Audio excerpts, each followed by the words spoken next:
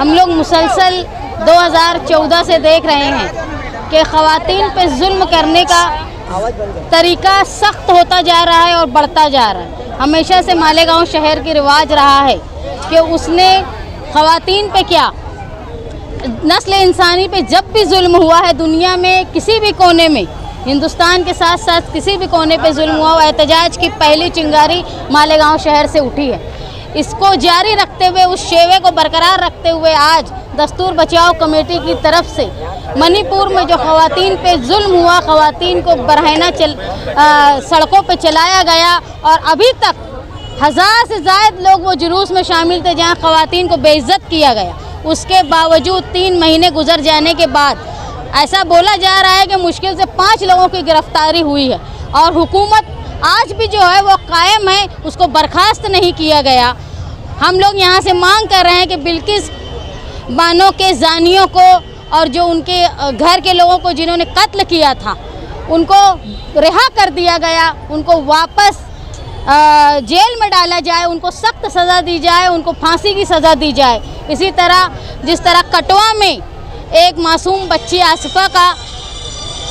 जिना किया गया, उसको कैद करके रखा गया और उसका खून किया गया, ऐसे सारे जानियों को, कातिलों को, औरतों पे जुल्म करने वालों के ख़िलाफ़ मालेगांव शहर की ख़वातीनों ने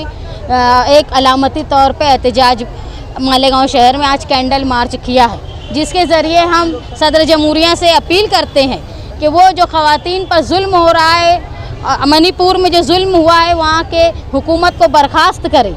और वहाँ सदर राज नाफिज करे और सुप्रीम कोर्ट के जज के थ्रू एक इंडिपेंडेंट कमेटी बनाकर, आज़ाद कमेटी बनाकर फैसला करे और खातियों को सख्त सज़ा दी जाए। आपने जो अपनी तकरीर के दौरान कहा कि ये अभी कैंडल मार्च है, आगे हम सैंडल मार्च भी निकाल सकते हैं, क्या? कैंडल भी अलामती था, सैंडल भी अलामती है। अगर धीरे धीरे सख्ती लाई जाएगी, जिस तरह प्रधानमंत्री ऐलान करते हैं कि बेटी बचाओ बेटी पढ़ाओ, लेकिन जब से एक फ़िरका परस्त हुकूमत हिंदुस्तान में राज कर रही है, सबसे ज़्यादा तकलीफ़ में बेटियां ही हैं। यहाँ तक कि मैं तो ये मानती हूँ अगर बेटी कोई सदर जमहूरिया भी बन जाए तो उसको भी तकलीफ़ आती है। ये भी हमने पिछले दिनों में हिंदुस्तान में देखा। विपक्ष की ओर से मांग की जा रही है कि प्रधानमंत्री इस पर चर्चा पे आए, लेकिन प्रधानमंत्री चर्चा पे नहीं आते और बाकी लोगों का कहना ये है कि जिसकी जो जिम्मेदारी है वो निभाए, लेकिन प्रधानमंत्री कई विषयों पर आते हैं लेकिन मणिपुर पर नहीं आ रहे। उस पर क्या अलमिया ये है हिंदुस्तान के सरबराह प्राइम मिनिस्टर का कि वो किसी खिलाड़ी की उंगली टूट जाने पे दुख बताते हैं अपने ट्विटर के ज़रिए, किसी हीरोइन के पैर में चोट आ जाती है तो वो दुख बताते हैं, लेकिन हिंदुस्तान में अक़लियत पर अगर जुल्म होता है तो वो खामोश रहते हैं क्योंकि उनको उनकी वोट बैंक की सियासत पड़ी है।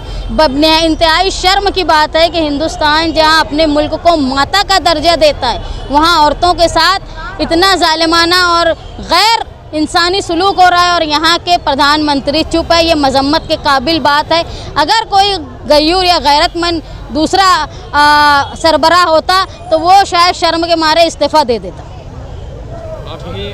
प्रमुख मांगनी जो है क्या थी, किस तंजीम के जानिब से ये निकाला गया और मणिपुर में अभी क्या? दस्तूर बचाओ कमेटी मालेगांव की तरफ से हमने ख़वातीन का अलामती कैंडल मार्च निकाला था काले झंडों के साथ। उसमें अभी जो फौरी तौर पर हुआ है, मणिपुर में ख़वातीन के साथ जो अक़लियती समाज की ख़वातीन के साथ बेइज्जती हुई और वो FIR दर्ज होने के बाद भी किसी का अरेस्ट नहीं हुआ। यहाँ तक कि 3 महीने तक हिंदुस्तान को खबर ही नहीं थी कि इतना बड़ा जुल्म ख़वातीन पे हुआ है। और जब मुख्यमंत्री से ये पूछा गया, वहाँ के बीजेपी के मुख्यमंत्री से, तो उन्होंने जवाब में कहा कि कोई एक FIR ऐसी नहीं है, ऐसी सैकड़ों FIR है। तो ये बेशर्मी का जवाब देते हैं अगर कोई रियासत का सरबरा, तो ऐसे सरबरा को सरबराही करने का हक़ हासिल नहीं है। इसमें अगर शर्म वहाँ के सरबरा को हो या हिंदुस्तान के सरबरा को तो फ़ौरन वहाँ सदर राज नाफिज करे और जो अक़लियत के ऊपर जुल्म हो रहा है उसको बहाल करें, वहाँ अमन का माहौल दोबारा पैदा करें।